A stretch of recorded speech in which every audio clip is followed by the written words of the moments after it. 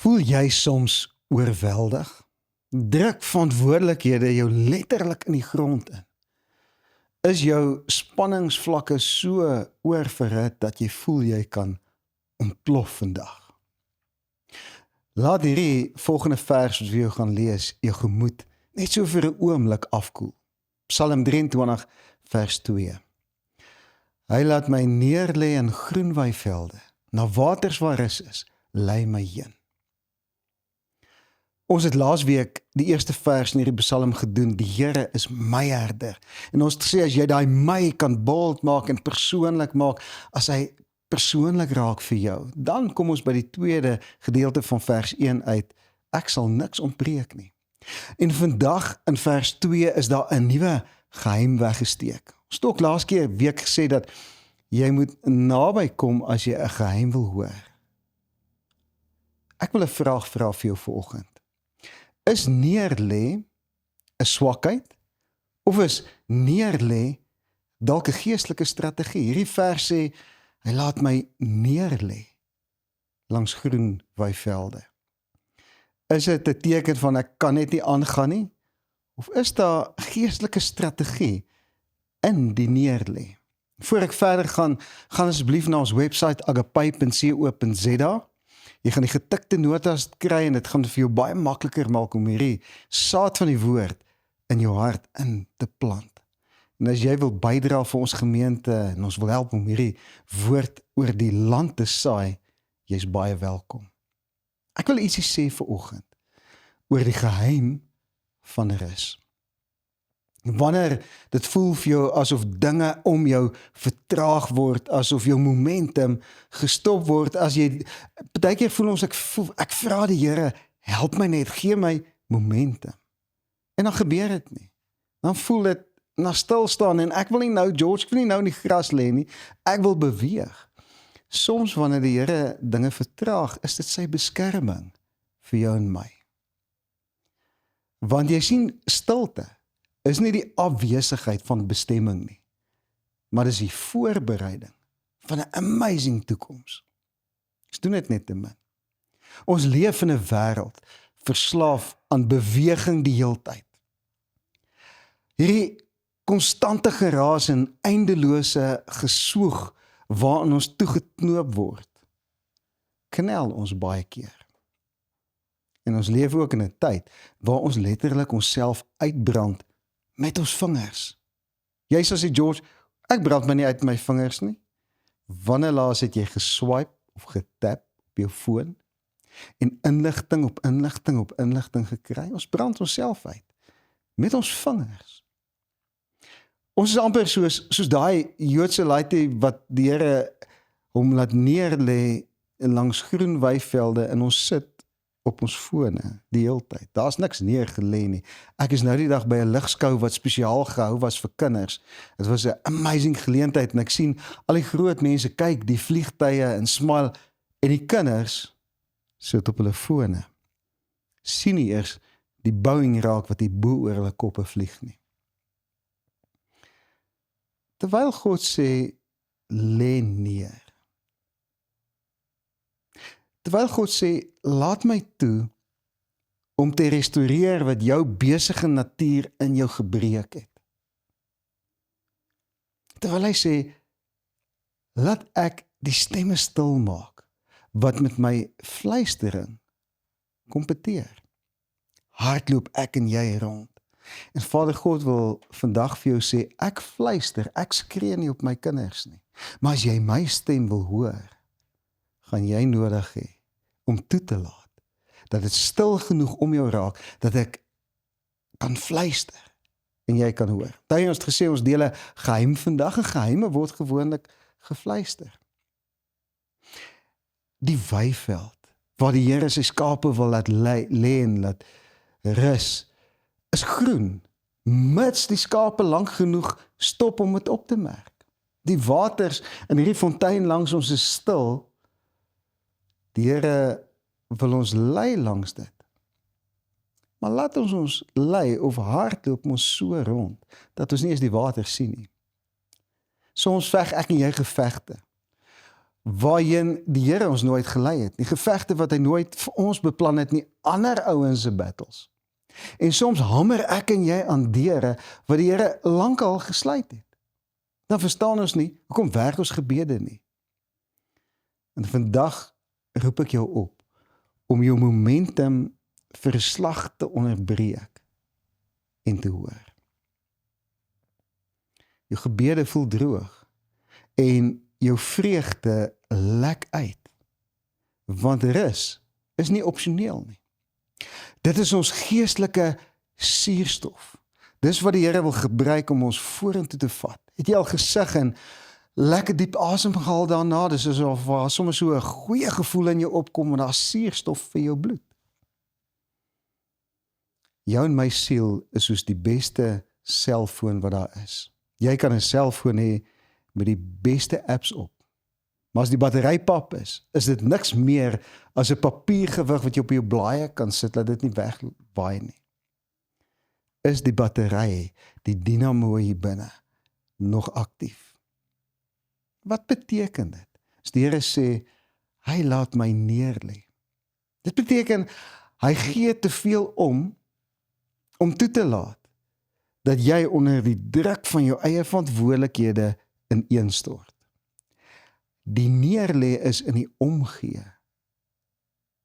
Maar hy sê jou nooit agter die keel vat en afdruk en sê, nou lê jy nie.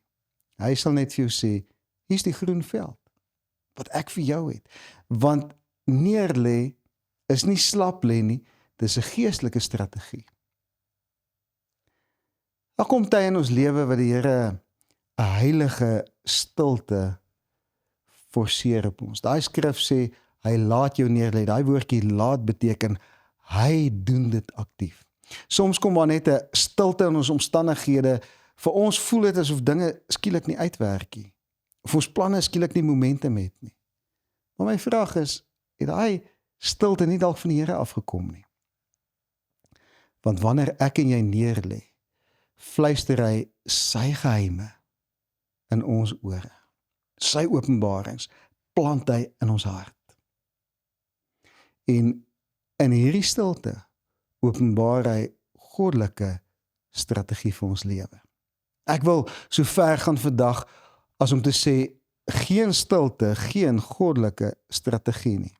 Ek wil dit weer sê, geen stilte, geen goddelike strategie nie. Geen stilte, geen goddelike strategie nie. Nou sê jy vir my sê, George, bly stil, ek het stilte nodig. Ek kan nie 'n 4de keer sê nie.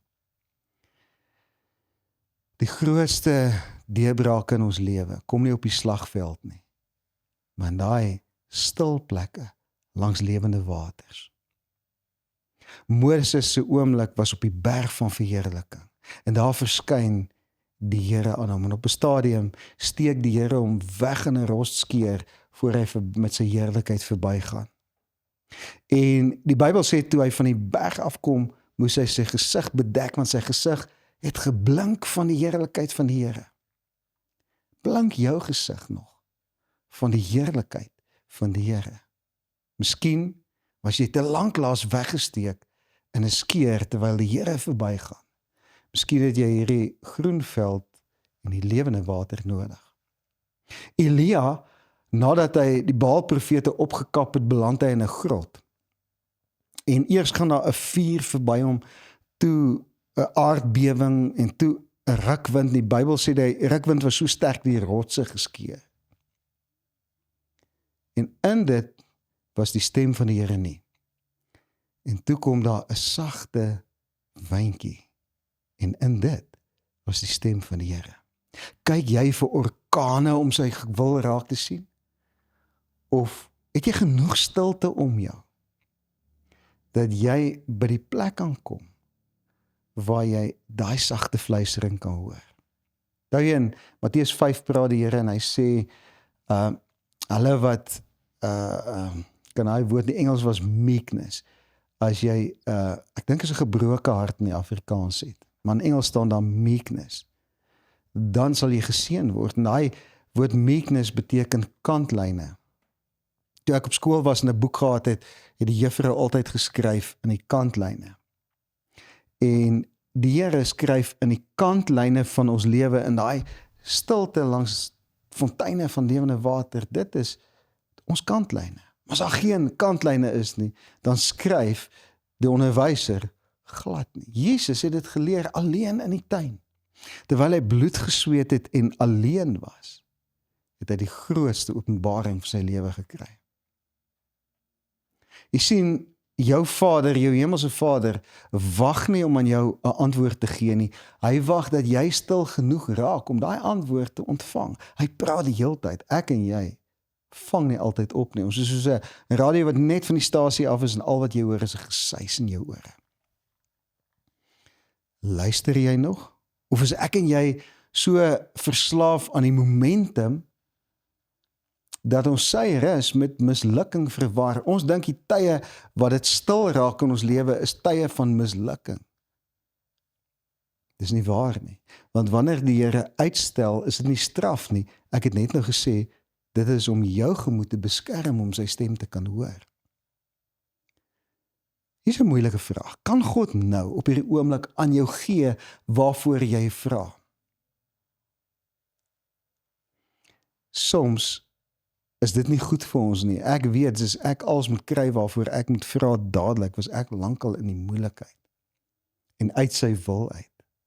Jy sien, in die groen weiveld, waar dit stil is, net kos en water en stilte en die teenwoordigheid van die herder, voed hy jou. Dis daar in hy stilte wat ons siel en ons gees sterk word. En langs die stilwaters maak hy die storms in jou stil. En 'n stormwind gaan nie net so nie. Soms gaan dit so woes in ons lewens en in ons harte dat ons lank moet lê voor ons stil word. En dis nie 'n terugslag vir jou lewe as jy daar gaan lê nie. Die Here maak jou gereed vir die oorwinning wat kom. Dis nie tyd wat jy mors nie. Ek praat nou die dag met 'n CEO van 'n groot maatskappy. Hy sê soms sit hy net terug in sy stoel en hy sit sy voete op sy lesenaar. En eendag kom iemand by hom en sê, mors jy tyd? Hy sê, nee, ek is aangestel om te dink vir hierdie maatskappy. Ek moet tyd neem om te dink. Neem ek en jy nog tyd om te connect met die Vader? Is ons in ons lewe 'n plek waar ons baie keer net ons voete op die lesenaar sit en sê, ek gee oor? Kyk, 2 weke gelede se woord, sy naam is oorgee, is nie opgee nie. Jy sal daar leer hoe om te kan oorgee. Hierdie rus is nie bedoel vir leiaards nie. Dit beteken ook nie die rus van die Here is 'n jy's lei omdat die rus van die Here vir jou belangrik is nie. Jy sien, die rus van die Here is nie vir leiaards nie, is vir sy vertrouelinge. Die ons wat stil genoeg is om naby aan hom te kom. Maar hier's 'n twist in my tale. Hierdie rus het geloof nodig. Kan jy vertrou dat hy jou wêreld kan behartig sonder dat jou hande op die stuurwiel is die heeltyd? Wanneer hy hokkie, berei hy steeds jou vir jou beloftes voor. So stilte is nie 'n fout nie. Dis 'n proses. Jou groen weiveld seisoen is nie die einde van jou impak nie. Dis die inkubasie van 'n groter impak. Want weivelde is plekke van voorbereiding. Ek wil begin afsluit en ek wil sê, laat hom toe om jou in vrede te lei. Want slegs in vrede kan jy jou doel ontdek. Ek en jy kan nie ons doel in die gewoel ontdek nie. Ons ontdek ons doel in vrede. Die meeste bestemmings en visies van mense word vertraag, nie as gevolg van ongehoorsaamheid nie, maar as gevolg van die doen sonder die wees. As 'n kind van God is ons nie geroep om te doen nie, ons is geroep om te wees. Verseker, sê die Bybel, geloof sonder die werke is dood. So daar is doen, maar daar is doen wat vloei vanuit wees, vanuit my identiteit as kind van God, nie vanuit my gesoog en al die resultate wat ek op die tafel kan neersien. Ek wil afsluit en ek wil sê, lê eers terug voordat jy opstaan. Wanneer jy voel, jy is in die moeilikheid, gaan lê terug. Want rus is nie onproduktief nie. Dit is profeties. Profeties te doen met my toekoms. Ons sê as jy profeties beweeg, dan jy die vermoë om die stem van die Here te hoor vir jou toekoms. Nou rus is nie onproduktief nie, dit is profeties. Dis die plek in die tyd wat jy sy stem kan hoor. Vind jou wil in sy rus. Ek kan nie dink aan beter woorde om hierdie woord af te sluit as vind sy wil in jou rus nie. Ons gaan volgende keer praat oor die geheim van vers 3. Maar ek wil vandag afsluit en ek wil vir jou sê, gaan vind vandag sy wil in jou rus. Jy verdien daai rus. Jy verdien 'n siel wat stil kan raak, sodat jy sy stem kan hoor. Jou siel is die GPS van jou lewe. En net soos 'n GPS na die satelliete moet luister om te weet waar hy is, moet jy die vermoë hê om elke ping van die hart van die Vader te luister. Johannes was die enigste apostel wat nie 'n gewelddadige dood gesterf het nie. Hoekom nie? Want hy was ook die enigste apostel wat met sy kop gelê het op die bors van Jesus. Kan jy met jou kop op sy bors lê, word die ritme van jou lewe bepaal deur die hartklop van jou Vader en jou bruidegom Jesus? Of is die pols van hierdie lewe die ding wat jou stap vir stap masseer na 'n plek toe, 'n plek waar jy nie wil wees nie? Ek gaan vir jou bid vandag en ek gaan bid dat die Here vir jou die geleentheid sal gee om nooit weer die rus van die Here te sien as luiheid nie, maar om te verstaan hoe groei sy saad in my hart wanneer ek in daai lang gras gaan lê. Vader, ek wil elke persoon seën vandag om te gaan terug lê, die stem van die Here te hoor. Dankie dat U vir ons 'n week gee vol oomblikke wat ons net naby aan U kan kom. En ons eer U daarvoor in die naam van Jesus. Amen. Gaan in, geniet hierdie week, geniet elke oomblik en ek sien jou volgende week, selfde plek, selfde tyd. Mooi loop.